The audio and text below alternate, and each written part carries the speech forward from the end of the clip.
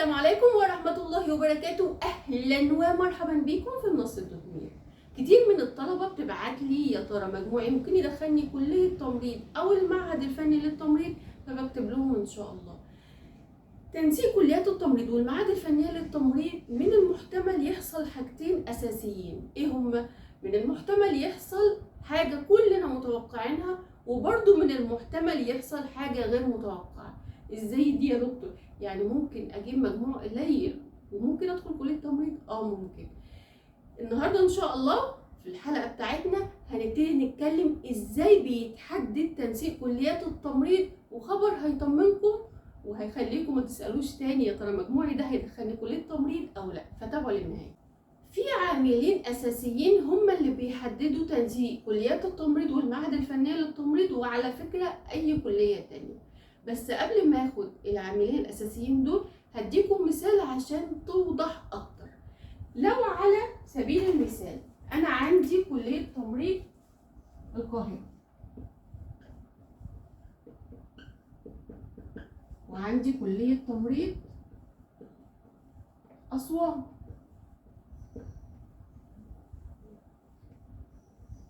كلية تمريض القاهرة محتاجة 1000 على سبيل المثال، وكلية تمريض أسوان محتاجة 1000.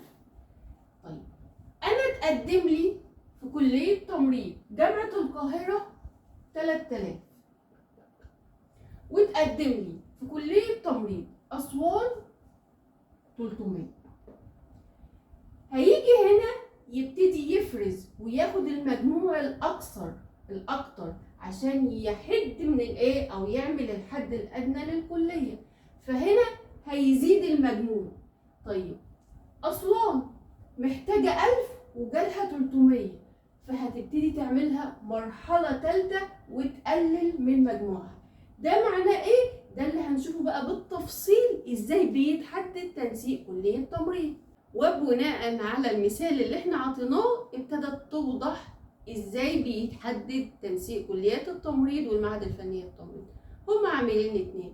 اول حاجة الحد الاقصى للعدد المطلوب للكلية او المعهد. الكلية او المعهد بتبعت ايه هي الحد الاقصى اللي هي محتاجاه. وعلى فكرة ساعات مثلا الكلية بتقول انا عايزة 150 بس، عايزة 300، حسب السعة او العدد المطلوب للكلية. وعلى فكرة مش تمرد من الكلية ولا ديكتاتورية. انت عندك في كلية تانية طبعا، اولى الاول، تانية، تالتة، رابعة، وساعات بيبقى فيه باقي اعادة، فاحسب ده كله. يعني مش بتبقى تمرد من الكلية، لا انا محتاج كده علشان عندي في حد، لا طبعا. ده بيبقى ساعة او عدد مطلوب من الكلية مطالبة بيها ان هي ايه تاخدها. وعلى سبيل المثال اللي احنا خدناه في جامعة القاهرة، 3000 اللي جم دول انا عايزة منهم 1000، فهبتدي افرز العدد الاكتر عشان اخد 1000 بس. طيب 2000 هيعملوا ايه؟ هيبتدوا يقدموا في اماكن تانية، وده اللي احنا خدناه في الحلقة السابقة. طيب ايه هو العامل التاني؟ عدد المتقدمين ومجموعهم. العدد الطلبة اللي هيقدموا للكلية برضو زي ما قلنا في المثال، جامعة القاهرة جالها 3000، ويا ترى مجموعهم ايه؟ ما انا ممكن ال 3000 دول يكون مجموعهم ضعيف، فبرضو بيقللوا من الحد الادنى. خلاصة الكلام ما تقلقش نفسك بالتنسيق، لان ممكن يحصل شيء غير متوقع.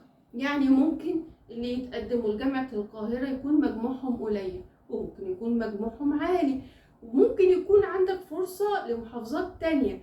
وده اللي انا دايما بقوله وبطمنكم، اللي انتوا احسن حظا من الدفعة اللي فاتت.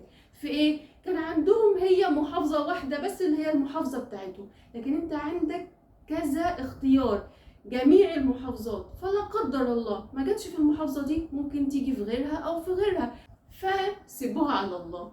اكتبوا النصايح او الرغبات بتاعتكم زي ما قلت لكم في الحلقه اللي فاتت بالظبط، بحيث يبقى ان شاء الله باذن الله ضامن ان يجيلك كليه تمريض.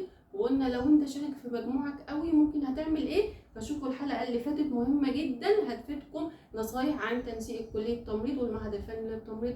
ربنا معاكم ويا رب تحققوا كل اللي نفسكم فيه.